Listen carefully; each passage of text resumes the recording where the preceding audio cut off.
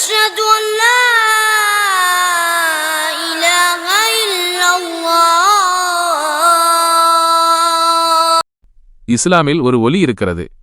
அது இசை அல்ல. அது மனிதன் உருவாக்கிய குரலும் அல்ல. அது இறைவன் மனிதனை அழைக்கும் குரல். அந்த குரல்தான் பாங்கு ஓசை. ஒரு ஊரில் எத்தனை சத்தங்கள் இருந்தாலும், எத்தனை வாகன ஒலிகள் இருந்தாலும், எத்தனை மனிதர்களின் பேச்சுக்கள் இருந்தாலும், பாங்கு ஒலித்தால் அது எல்லாவற்றையும் தாண்டி மனிதனின் மனசுக்குள் நுழையும். காரணம், அது ஒரு அறிவிப்பு அல்ல, அது ஒரு பெரும் அழைப்பு. இந்த பாங்கு ஓசை முதன்முதலாக யாரால் சொல்லப்பட்டது என்றால் அது நிச்சயமாக பிலால் ரலியல்லாஹு அன்ஹு அவர்களால்தான். பிலால் ரலி அவர்கள் ஒரு அரச குடும்பத்தில் பிறந்தவர் அல்ல, ஒரு செல்வந்தன் அல்ல. மெக்காவில் குரேஷி தலைவர்களின் அடிமையாக இருந்தவர். அவருடைய வாழ்க்கை துன்பத்தால் தொடங்கியது. உணவில்லாமல், உரிமையில்லாமல், மனிதனாக மதிக்கப்படாமல் வாழ்ந்த வாழ்க்கை.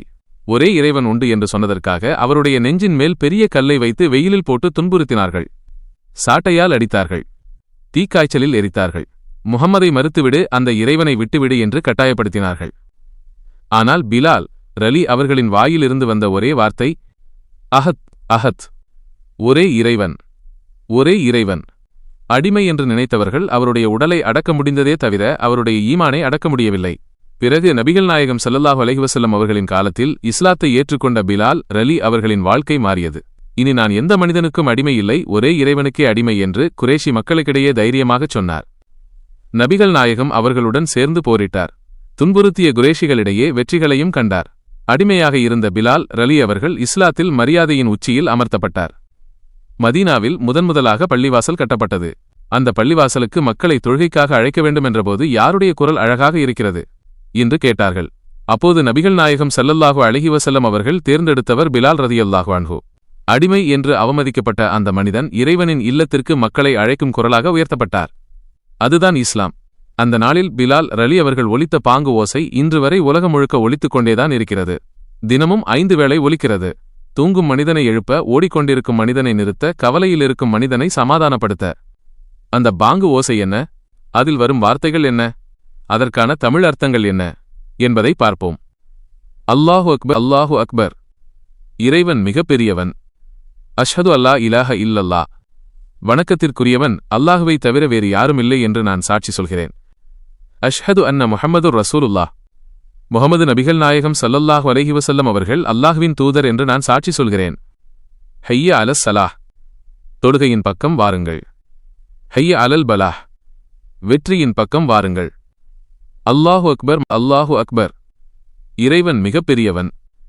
லா இலாஹ இல்லல்லாஹ், அல்லாஹுவை தவிர வணக்கத்திற்குரியவன் இல்லை. இந்த வார்த்தைகள் ஒரு மொழி அல்ல, இது ஒரு அறிவிப்பு, இது ஒரு நினைவூட்டல், இது ஒரு மனிதனை இறைவனிடம் திருப்பும் அழைப்பு. உலகம் முழுவதும் ஏன் ஒரே அரபி மொழியிலேயே பாங்கு ஓசை ஒலிக்கப்படுகிறது, தமிழில் ஏன் சொல்லக்கூடாது என்று பலர் கேட்கிறார்கள். அதற்கான காரணம் மிகவும் ஆழமானது. பாங்கு ஓசை என்பது மொழிபெயர்க்கக்கூடிய வாசகமல்ல, அது ஒரு இஸ்லாமிய அடையாளம். எந்த நாட்டில் இருந்தாலும், எந்த மொழி பேசினாலும் ஒரு முஸ்லிம் அந்த ஒலியை கேட்டவுடன் இது தொழுகைக்கான அழைப்பு என்று உடனே புரிந்து கொள்வதற்காகவே ஒரே மொழியில் அரபியில் மொழிக்கப்படுகிறது.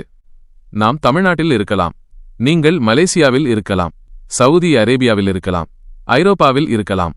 ஆனால் பாங்கு ஓசை கேட்டால் இது என் இறைவனின் அழைப்பு என்று ஒரு முஸ்லிம் ஆனவன் உணர்வான். அதுதான் அதன் ஒற்றுமை. நபிகள் நாயகம் அவர்களின் காலத்திற்கு பிறகே 5 வேளை தொழுகை கட்டாயமாக்கப்பட்டது. அந்த 5 வேளை தொழுகைக்கான அழைப்பாகவே இந்த பாங்கு ஓசை இருக்கிறது. மனிதனை தொழுகைக்கு மட்டும் அழைக்கவில்லை, மனிதனை வெற்றிக்கு அழைக்கிறது.